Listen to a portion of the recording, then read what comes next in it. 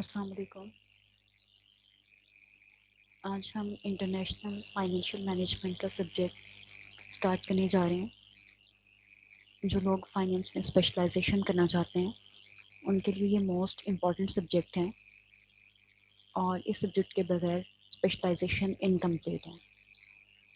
ये सब्जेक्ट बहुत ईजी है, बहुत इंटरेस्टिंग है। तो हम स्टार्ट करते हैं कि इंटरनेशनल फाइनेंशियल मैनेजमेंट क्या होता है।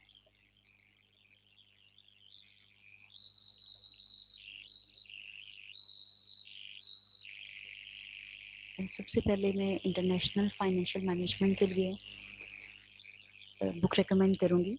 आप इसके लिए ये बुक परचेज़ कर सकते हैं। International financial management by Jeff Madura. Market से इसका पायरेटिक एडिशन इजीली मिल जाता है।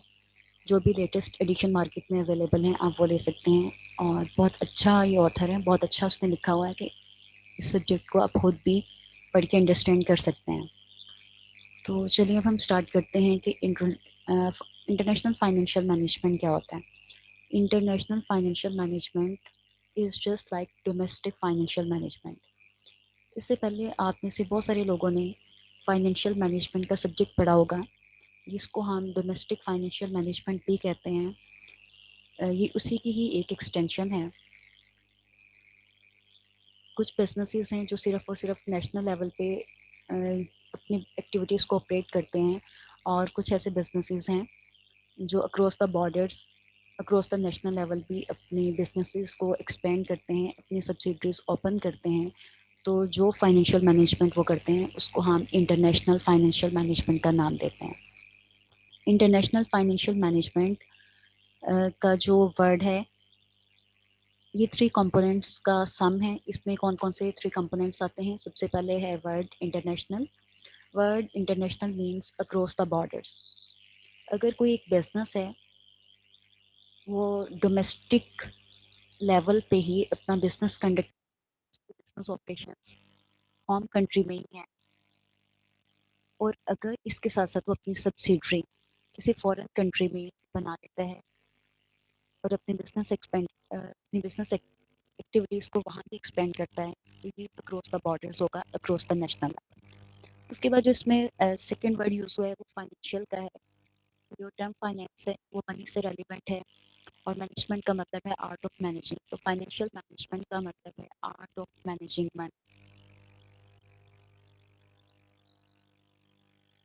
इंटरनेशनल फाइनेंशियल मैनेजमेंट से पहले हम फाइनेंशियल मैनेजमेंट का एक ब्रीफ इंट्रो ले लेते हैं, उसके बाद हम करते हैं। Financial management is the art of managing money. इसमें हम कैपिटल नीड्स को डिटरमिन करते हैं कि बिजनेस को फाइनेंस करने के लिए कैपिटल कहाँ कहाँ से आएगा। जो पैसा बिजनेस में इन्वेस्ट किया जाएगा वो किन किन सोर्सेज से लिया जाएगा, बिजनेस को किन किन सोर्सेज से फाइनेंस किया जाएगा। जो फाइनेंशियल मैनेजमेंट है या इंटरनेशनल फाइनेंशियल मैनेजमेंट है, ये 3 A's पे बेस करता है। 3 A's इसकी बेस है। जो इसमें फर्स्ट है वो स्टैंड्स फॉर एक्विजिशन। इस चीज़ की एक्विजिशन, फंड्स की एक्विजिशन, के बिजनेस को फाइनेंस करना है, बिजनेस को किन किन सोर्सेज से फाइनेंस करना है, बिजनेस ऑपरेशंस रन करने के लिए पैसा कहाँ कहाँ से आएगा। नॉर्मली बिजनेस को फाइनेंस करने के लिए 2 सोर्सेज यूज़ किए जाते हैं। नंबर 1 इक्विटी फाइनेंसिंग और number 2 debt financing. Equity financing में बिजनेस का ओनर बिजनेस में पैसा इन्वेस्ट करता है। चूँकि joint stock companies large scale businesses होते हैं, इसमें ओनर्स भी ज़्यादा होते हैं, मुख्तलिफ लोग शेयर्स खरीद के इसमें इन्वेस्टमेंट करते हैं। तो ये इक्विटी फाइनेंसिंग होगी कि बिजनेस के ओनर्स बिजनेस में जो पैसा इन्वेस्ट करते हैं। और उसके बाद सेकेंड इसमें डेट फाइनेंसिंग है कि बिजनेस जो है वो एक्सटर्नल सोर्सेज से अपनी एक्टिविटीज़ को फाइनेंस कर रहा है। किसी फाइनेंशियल इंस्टीट्यूशन से लोन लिया है, फ्रेंड से लिया है, रिलेटिव से लिया है। तो बिजनेस को फाइनेंस करने के लिए जो सेकेंड सोर्स है वो डेट फाइनेंसिंग है। तो जब हम इसके 3 A's पढ़ते हैं तो इस पर नंबर 1 पे एक्विजिशन ऑफ फंड्स, जिसको अभी मैंने यहाँ पे डिस्क्राइब किया है कि बिजनेस को फाइनेंस करने के लिए पैसा कहाँ कहाँ से लिया जाए। नंबर 2 पे है एलोकेशन ऑफ फंड्स। जब एक बिजनेस के पास कैपिटल आ जाता है, उस कैपिटल को कहाँ कहाँ इन्वेस्ट किया जाएगा, वो कौन कौन सी एक्टिविटीज़ हैं, जिन एक्टिविटीज़ पे हमने अमाउंट स्पेंड करनी है, उसकी क्या रेशियो होगी, किस एक्टिविटी पे कितनी अमाउंट स्पेंड की जाए। और नंबर 3 पे है एसेट मैनेजमेंट, के एसेट्स को किस तरह से मैनेज किया जाए। इन 3 कंपोनेंट्स को अगर हम कंपाइल करते हैं, 3 कंपोनेंट्स को सम कर लिया जाए तो ये फाइनेंशियल मैनेजमेंट या इंटरनेशनल फाइनेंशियल मैनेजमेंट है कि हम अपनी कैपिटल नीड्स को डिटरमिन करेंगे, उन कैपिटल नीड्स को फुलफिल करने के लिए कैपिटल एक्वायर करेंगे, उस कैपिटल को एलोकेट किया जाएगा और एसेट्स को मैनेज किया जाएगा। यहाँ पे इसकी डेफिनेशन गिवन है, determining capital needs and finding resources to meet those needs is called financial management. एक और इसकी डेफिनेशन दी हुई है, financial management is the acquisition of funds, allocation of funds and asset management in order to maximize shareholders. Shareholders की wealth को maximize करने के लिए acquisition of funds, allocation of funds और asset management को हम financial management करते हैं। और अगर ये काम इंटरनेशनल लेवल पे किया जाए तो इसको हम इंटरनेशनल फाइनेंशियल मैनेजमेंट का नाम देते हैं। As I described earlier, international financial management is the extension of financial management. International financial management क्या है?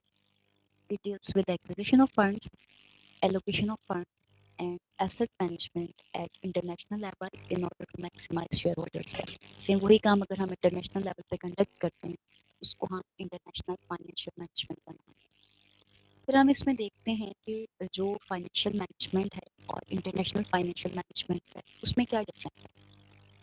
अभी हमने बात की कि फाइनेंशियल मैनेजमेंट में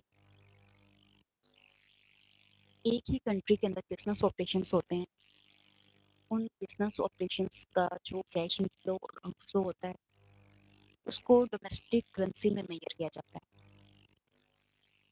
और जो इंटरनेशनल फाइनेंशियल मैनेजमेंट है उसमें बिजनेस ऑपरेशंस डिफरेंट कंट्रीज में ऑपरेट होते हैं, एक बिजनेस की सब्सिडरीज डिफरेंट कंट्रीज में मौजूद होती हैं और इसमें फॉरेन करेंसी इम्पोर्ट होती है। इंटरनेशनल फाइनेंशियल मैनेजमेंट में और जो फाइनेंशियल मैनेजमेंट है इसमें major difference foreign currency exposure का है। जब हम सिर्फ और सिर्फ फाइनेंशियल मैनेजमेंट तक रिस्ट्रिक्टेड होते हैं तो हम डोमेस्टिक करेंसी की बात करते हैं, लेकिन जैसे ही हम नेशनल लेवल से निकल के इंटरनेशनल की तरफ मूव करते हैं इसमें डिफरेंट कंट्रीज की करेंसीज डिफरेंट होती हैं, तो फॉरेन करेंसी एक्सपोजर होता है जो कि इसका मेजर डिफरेंस है। IFM involves a lot of currency derivatives, whereas such derivatives are very less. International financial management में बहुत सारे करेंसी डेरिवेटिव्स होते हैं और जो डोमेस्टिक फाइनेंशियल मैनेजमेंट है उसमें फॉरेन करेंसी इन्वॉल्व नहीं होती, उसमें डोमेस्टिक करेंसी होती है तो उसमें फॉरेन डेरिवेटिव्स भी इन्वॉल्व नहीं होते, और अगर होते हैं तो इसमें बहुत कम इन्वॉल्व होते हैं। अब इसके कुछ और भी डिफरेंसेस हैं, वो कौन कौन से डिफरेंसेस हैं। International financial management is also different from financial management due to the following factors. Political environment, ये country to country वेरी करता है, ये भी इंटरनेशनल फाइनेंशियल मैनेजमेंट को अफेक्ट करता है। हर एक कंट्री का अपना कल्चर होता है, उसका कल्चरल एनवायरनमेंट वेरी करता है, लीगल एनवायरनमेंट डिफरेंट होता है, इकोनॉमिकल एनवायरनमेंट डिफरेंट होता है, टैक्सेशन एनवायरनमेंट डिफरेंट होता है। जबकि जब हम डोमेस्टिक फाइनेंशियल मैनेजमेंट की बात करते हैं तो उसमें एक ही कंट्री के तमाम एनवायरनमेंट्स को देखा जाता है, लेकिन जैसे ही हम बॉर्डर्स को क्रॉस करते हैं, क्रॉस द नेशनल लेवल जाते हैं, तो इसमें हर एक कंट्री का जो एनवायरनमेंट है, पॉलिटिकल एनवायरनमेंट है, कल्चरल एनवायरनमेंट है, इकोनॉमिकल एनवायरनमेंट है, टैक्सेशन एनवायरनमेंट है, वो चेंज होगा। चाहे डोमेस्टिक फाइनेंशियल मैनेजमेंट है और चाहे इंटरनेशनल फाइनेंशियल मैनेजमेंट है, दोनों का ऑब्जेक्टिव सेम ही है, जो कि शेयर होल्डर्स की वेल्थ को मैक्सिमाइज करना है।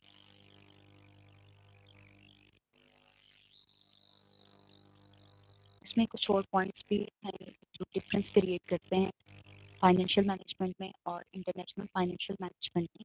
सबसे पहले फॉरेन एक्सचेंज रिस्क है कि डिफरेंट कंट्रीज में जब सब्सिडरीज होती हैं बिजनेस की, वहाँ से जो रेवेन्यू जनरेट होता है उसमें एक्सचेंज रेट रिस्क होता है। करेंसी की वैल्यूज डिफरेंट कंट्रीज में चेंज होती रहती हैं, जैसे डॉलर की प्राइस अपवर्ड गई और डाउनवर्ड गई, इसमें फ्लक्चुएशन आई, उसकी वजह से भी कैश इनफ्लो और आउटफ्लो अफेक्ट होते हैं, तो फॉरेन एक्सचेंज रिस्क होता है, करेंसी की वैल्यूज में फ्लक्चुएशन आती रहती है। उसके बाद करेंसी डेरिवेटिव्स होते हैं, इंटरनेशनल फाइनेंशियल मैनेजमेंट में हम डेरिवेटिव इंस्ट्रूमेंट्स यूज़ करते हैं ताकि रिस्क को मिनिमाइज किया जा सके। डोमेस्टिक फाइनेंशियल मैनेजमेंट में हमें डेरिवेटिव्स यूज़ करने की ज़रूरत नहीं होती क्योंकि हम डोमेस्टिक करेंसी में ही ट्रेड कर रहे होते हैं, तो इसमें हम डेरिवेटिव्स यूज़ नहीं करते। लेकिन इन केस अगर हम इसमें यूज़ होते हैं, लाइक हम एक्सपोर्ट कर रहे हैं तो या इंपोर्ट करें तो इंपोर्ट एक्सपोर्ट में अगर हम करेंसी डेरिवेटिव्स यूज़ करना पड़ते हैं तो IFM के इस पर इनका रोल यहाँ पे कम। इसके अलावा जो एम्पल ऑप्शंस होते हैं फंड रेजिंग के इंटरनेशनल फाइनेंशियल मैनेजमेंट में, अब जो लार्ज स्केल बिजनेस है उसकी सब्सिडीज भी डिफरेंट कंट्रीज़ में, तो उसकी सब्सिडीज डिफरेंट कंट्रीज़ में होंगी तो मुख्तलिफ लोगों में पैसे इन्वेस्ट करेंगे। जबकि डोमेस्टिक फाइनेंशियल मैनेजमेंट की सूरत में अगर हमारे पास एक कंपनी डोमेस्टिक कंट्री में ही ऑपरेट कर रही है और उसने फंड रेजिंग करनी है तो सिर्फ उस कंट्री के लोग इन्वेस्टमेंट कर सकते हैं, फॉरेन इन्वेस्टर्स यूजली इसमें इन्वेस्ट नहीं करते। और इसके अलावा जो इन्फ्लेशन है वो भी डिफरेंट कंट्रीज में डिफरेंट होती हैं। बहुत सारी ऐसी मार्केट फोर्सेस होती हैं जो इसमें अपना रोल प्ले करती हैं, तो इन तमाम फैक्टर्स को लेके भी इंटरनेशनल फाइनेंशियल मैनेजमेंट में डिफरेंसेस आते हैं। जब हम बात करते हैं इंटरनेशनल फाइनेंशियल मैनेजमेंट की तो इसमें एक टर्म नॉर्मली यूज़ होती है जिसको हम MNC कहते हैं। MNC stand for multinational corporation. Multinational corporation ऐसे कॉर्पोरेशन जिसके बिजनेस ऑपरेशंस एक से ज़्यादा कंट्रीज़ में होते हैं, मल्टीपल कंट्रीज़ में होते हैं, जो अपने होम कंट्री या डोमेस्टिक कंट्री के अलावा बाकी कंट्रीज़ में भी ऑपरेट कर रही होती है। फॉर एग्जांपल इसकी एग्जांपल मैं अक्सर ही कोट करती हूँ कि एक मल्टीनेशनल कंपनी है, इसके ऑपरेशंस बहुत सारे कंट्रीज़ में हैं, जैसे यूनिलीवर पाकिस्तान है, यूनिलीवर इंडिया है, यूनिलीवर कनाडा है, तो ये एक मल्टीनेशनल कॉर्पोरेशन। इसके अलावा कारफोर एक फ्रांस की कंपनी है, पाकिस्तान में भी मौजूद है और डिफरेंट कंट्रीज़ में भी मौजूद है। नाइकी है, पामोलिव है। इसके अलावा और बहुत सारी MNCs मौजूद हैं। यहाँ पे कुछ MNCs एज एन एग्जाम्पल ली हैं। तो जब ये MNCs डिफरेंट कंट्रीज़ में ऑपरेट करती हैं तो डिफरेंट कंट्रीज़ में एक्सचेंज रेट रिस्क भी होता है, इन्फ्लेशन भी होती है और बहुत सारे फैक्टर्स इनको अफेक्ट कर रहे होते हैं। तो इनका कैश इन फ्लो और कैश आउट फ्लो भी डिफरेंट कंट्री की करेंसीज के हिसाब से होता है। जिस कंट्री में भी इसके ऑपरेशंस हैं उस लिहाज से इसका ट्रेड किया जाएगा। MNCs are firms that engage in some sort of international business. MNCs ऐसी फर्म्स को कहते हैं, ऐसी ऑर्गेनाइजेशंस को कहते हैं, ऐसी कॉर्पोरेशंस को कहते हैं जो अपने बिजनेस ऑपरेशंस डिफरेंट कंट्रीज में ऑपरेट कर रही होती हैं। MNCs are corporations having their business operations in multiple countries along with domestic country. कि डोमेस्टिक कंट्री में तो उनके बिजनेस ऑपरेशंस होते ही होते हैं, लेकिन अगर ये अपनी डोमेस्टिक कंट्री के अलावा किसी और कंट्री में भी ऑपरेट कर रही हैं तो इनको हम MNCs का नाम देंगे। The goal of MNC is to maximize the shareholders' wealth. Managers employed by the MNC are expected to make decisions that will maximize the stock price and therefore serve the shareholders. अब जो MNCs हैं इनको run करने के लिए managers को higher किया जाता है और MNCs का पर्पस ये है कि वो शेयर होल्डर्स की वैल्यू को इंक्रीज करें। अब जब हम MNC की बात करते हैं तो यहाँ पे हमारे पास दो पार्टीज आती हैं। नंबर वन शेयर होल्डर्स जिन्होंने इन्वेस्टमेंट की हुई है कॉर्पोरेशंस में। नंबर टू मैनेजर्स जो बिजनेस को मैनेज करें। जब भी हम जॉइंट स्टॉक कंपनी की बात करते हैं उसमें जो ऑनर्स हैं वो डिफरेंट होते हैं और जो मैनेजर्स हैं वो डिफरेंट होते हैं। तो इसमें भी अभी हमने MNC में बात की कि इसमें हमारे पास दो पार्टीज आ जाती हैं, शेयर होल्डर्स और मैनेजर्स। शेयर होल्डर्स ऑनर्स हैं और मैनेजर्स वो लोग हैं जो हमारी बिजनेस को मैनेज कर रहे हैं। शेयर होल्डर्स ये चाहते हैं कि मैनेजर्स को हायर किया जाए और मैनेजर्स शेयर होल्डर्स के इंटरेस्ट के लिए काम करें। वो ऐसी डिसीजन मेकिंग करें जिनसे उनके स्टॉक की प्राइसेस इंक्रीज हों, उनके शेयर्स की प्राइसेस इंक्रीज हों, वो बेनिफिट ले सकें। वो बेनिफिट डिविडेंड की फॉर्म में ले सकें या अगर अपने स्टॉक को अपने शेयर को मार्केट में सेल करें तो उसकी प्राइसेस इंक्रीज होने की वजह से वो प्रॉफिट गेन करें। तो यहाँ पे दो पार्टीज के दरमियान एक कॉन्फ्लिक्ट अराइज होता है। मैनेजर्स के और शेयर होल्डर्स के दरमियान जो कॉन्फ्लिक्ट होता है उसको हम एजेंसी प्रॉब्लम का नाम। ये टर्म आपके लिए न्यू है, इससे पहले आप लोग इस टर्म से फैमिलियर नहीं होंगे।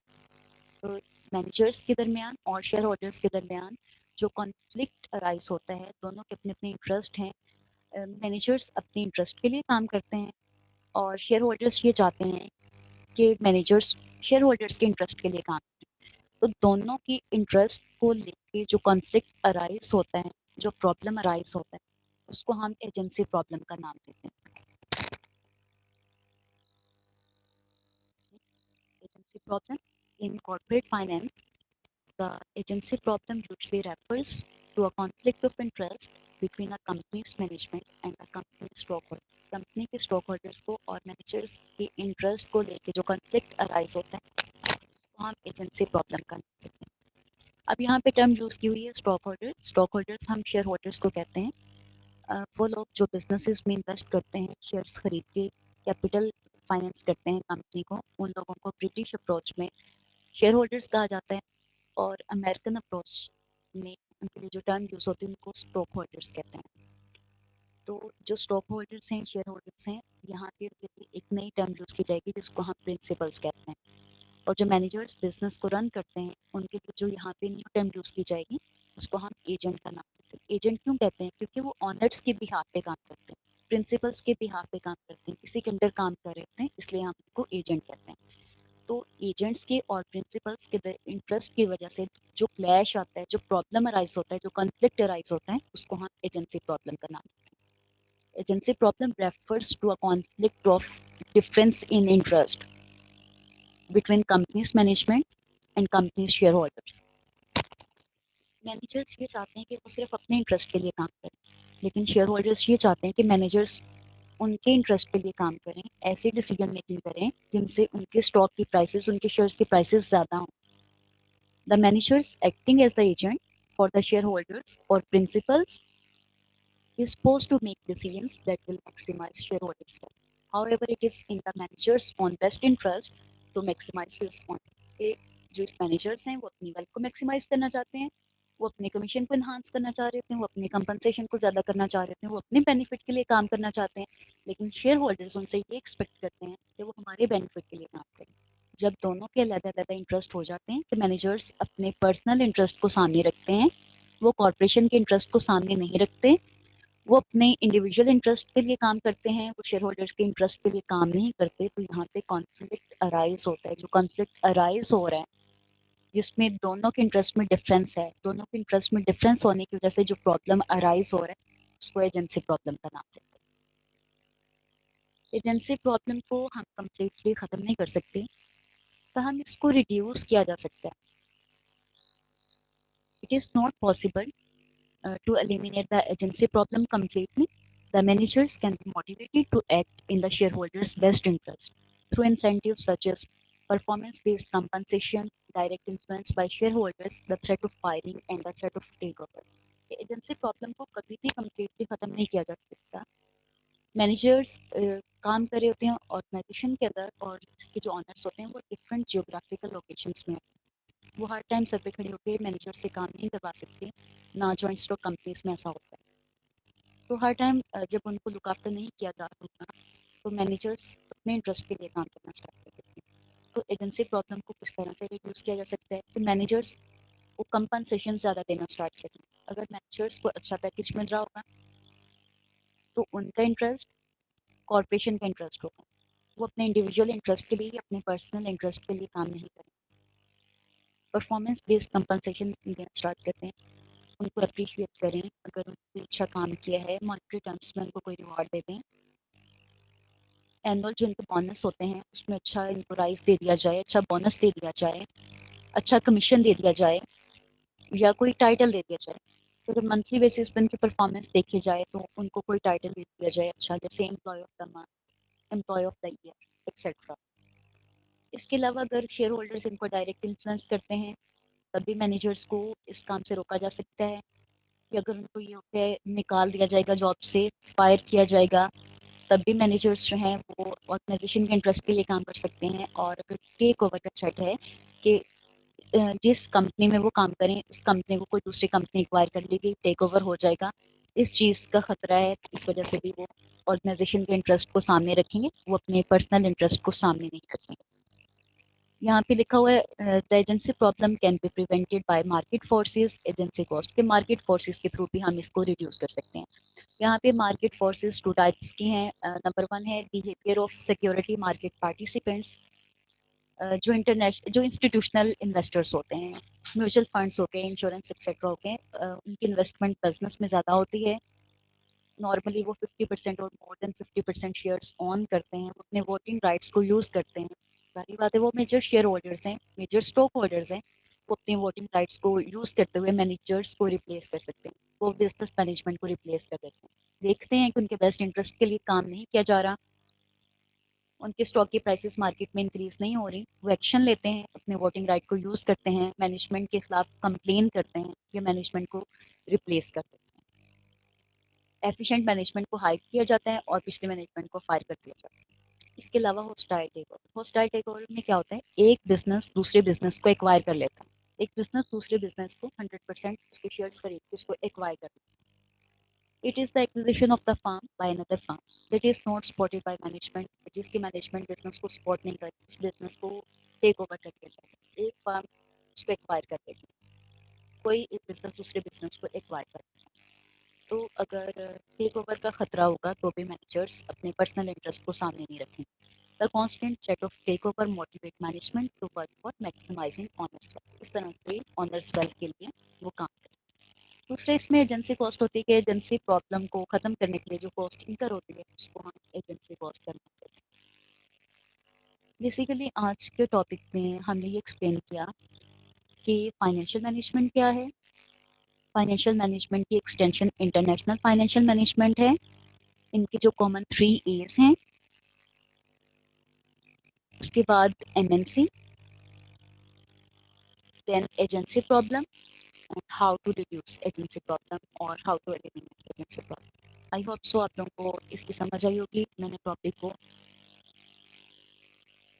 सिंपल वर्ड्स में एक्सप्लेन करने की कोशिश की है। फिर भी अगर आप लोगों का कोई क्वेश्चन है आप लोग कमेंट में पूछ सकते हैं। Criticism is warmly welcome. आप इसके बारे में जो भी रिजर्वेशंस हो, कोई कंफ्यूजन हो, आप क्लियर कर सकते हैं, कमेंट्स में पूछ सकते हैं। Thank you so much.